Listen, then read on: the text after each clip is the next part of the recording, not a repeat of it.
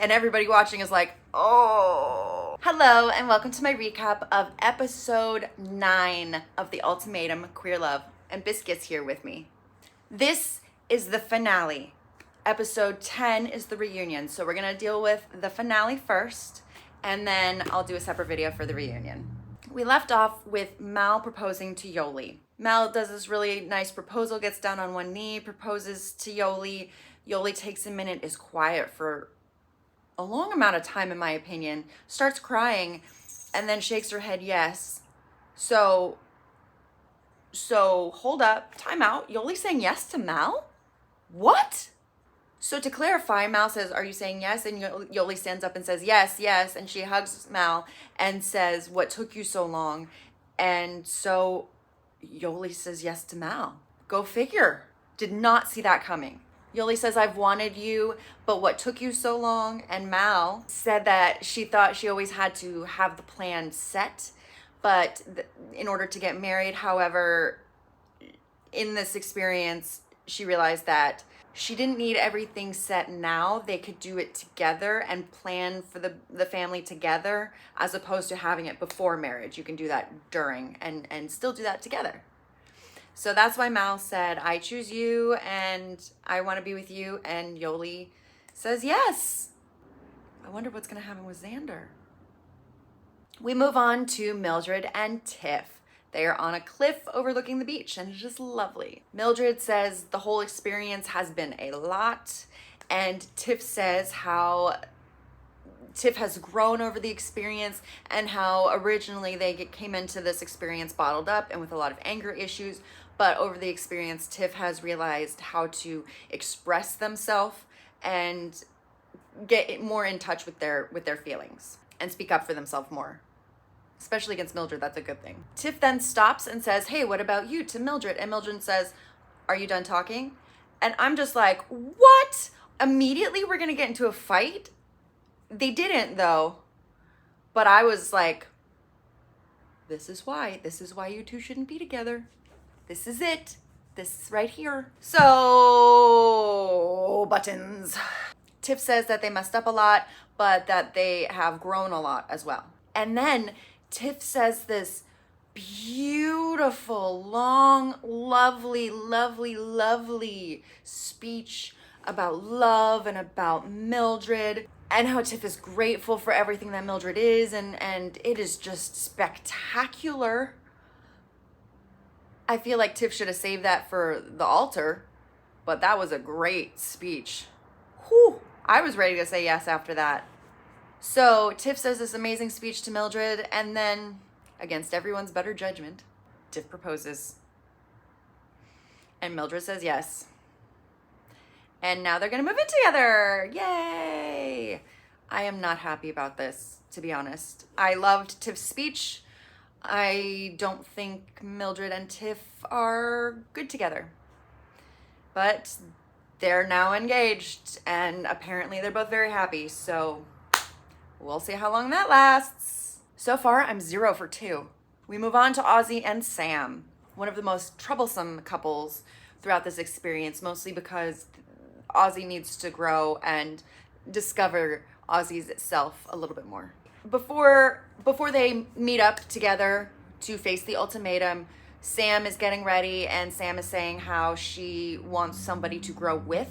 She doesn't want to be stuck or tied down to somebody else's stuckness, which I found very cool and very wise of her to say. So I hope she takes that into account moving forward. Aussie says how Aussie originally wasn't feeling good enough for Sam and almost left the process. However, Aussie is very grateful that they stayed. Aussie realizes that Sam is the one, so we shall see. Now they're coming together to answer the ultimatum. They talk about butterflies and a lizard they saw coming in because they're in like a butterfly, lots of flowers and stuff like that. Aussie starts talking about penguins and how when they meet their mates, they find a rock to present to their mate. And then Aussie pulls out my version of a rock, and it is a heart-shaped gemstone. There's this very, very heavy, awkward silence over everybody. Sam is like, thank you. It's lovely. okay? And it is so funny, and it is an awkward silence. It seems to go on forever. Ozzy's like, and Sam's just like, and everybody watching is like, oh. But then Ozzy pulls out another rock, which in this case is an engagement ring. And this is, Ozzy made a joke about the rock and says, you didn't think I was just going to give you that, right? And Sam was like, I kind of did. It was really, really funny and really awkward, but it was super cute. Regardless of the couple, it was still fun and cute. And then Ozzy proceeds to propose to Sam. For real, for real. Shocked. And Sam says yes. I'm shocked at this one too. Shooketh for real. I got everything so wrong. So here's another one that I did not guess right. I thought they were gonna break up. But apparently Ozzy chooses Sam, and Sam is willing to work with Ozzy and grow together. And hopefully there won't be as much triggering emotional trauma involved going forward. We move on to Xander and Vanessa. Vanessa is having a hard time dealing with the turned tables, as it were, because Xander was the one who issued her the ultimatum, and now Xander is like, probably not so much. So now Xander was the one who wanted to marry, and that Vanessa was pulling away, and now it's the other way. So Vanessa wants marriage with Xander, and Xander's pulling away. So Vanessa's not dealing too well with this. She's finding it really hard because they're such good friends, and so in losing the relationship, she doesn't want to lose her friend as well. Xander says that Vanessa's going to be in Xander's life forever, and that they're still amazing friends, but they don't work as a couple. They're going to love each other forever, and Xander says that Vanessa deserves more than what Xander can give because Xander is in love with somebody else, Yoly. Vanessa says it was really hard to move on. Her heart was breaking through the whole thing, slowly watching Xander move on and kind of drift away from Vanessa and move on to somebody else. And Vanessa misses the old Xander, the one who was in love with Vanessa and like, Vanessa. So she misses that Xander, but Xander has really come into her own throughout this process. This breakup, and they did break up. Xander basically was like, I'm in love with somebody else. This doesn't work anymore. I think Vanessa knew all along it doesn't work anymore too. But this was really sad because they were such good friends prior to. They're each other's best friend, and they grew up together from high school and stuff. So this got me a little emotional, to be honest. I'm not gonna lie. This breakup, I felt this one. Xander said that the main problem with Vanessa and Xander is that they were just never on the same page with what they wanted. And Xander doesn't know if they'll be a couple now or ever, to be honest. And I think that's right. I think they're better off as friends and not romantic interests. I don't know what Vanessa has going on. She just needs to go explore and do her. And Xander just needs to find somebody who wants to settle down and accept the love that Xander has to give.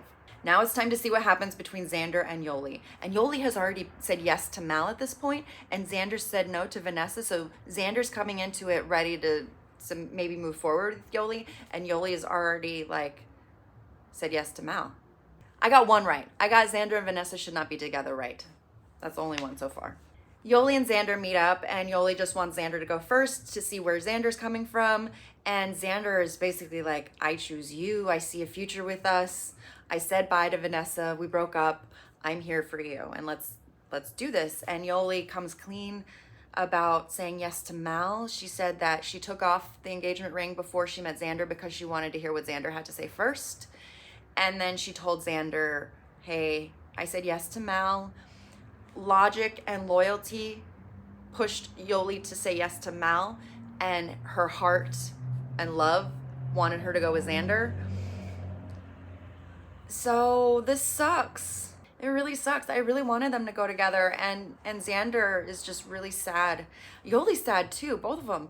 But Xander, it's like you could see her heart breaking a little bit, and it Xander, They take time, they say their goodbyes, they part, they cry, they're talking to producers, and then they come back together for one more hug, and it's just really hard to see them go and tear each other away from each other. And Yoly's unsure of if she made the right decision, but she's gonna see it forward and see it through with Mal. I also feel bad for Mal in this situation because she's kind of getting the short end of the stick. She's getting like half of Yoly, if that, you know? Yoly's not in it 100%, so it's just this weird. If she couldn't give 100 to Mal, she should have gone with Xander or said no to both, in my opinion.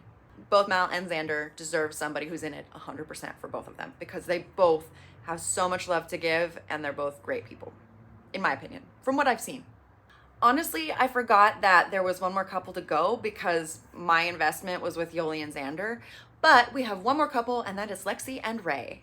Before meeting up, Lexi is remembering all the good times they had together, and Lexi says that she is ready to make the decision, even if Rae is not ready to make a decision, whatever that means.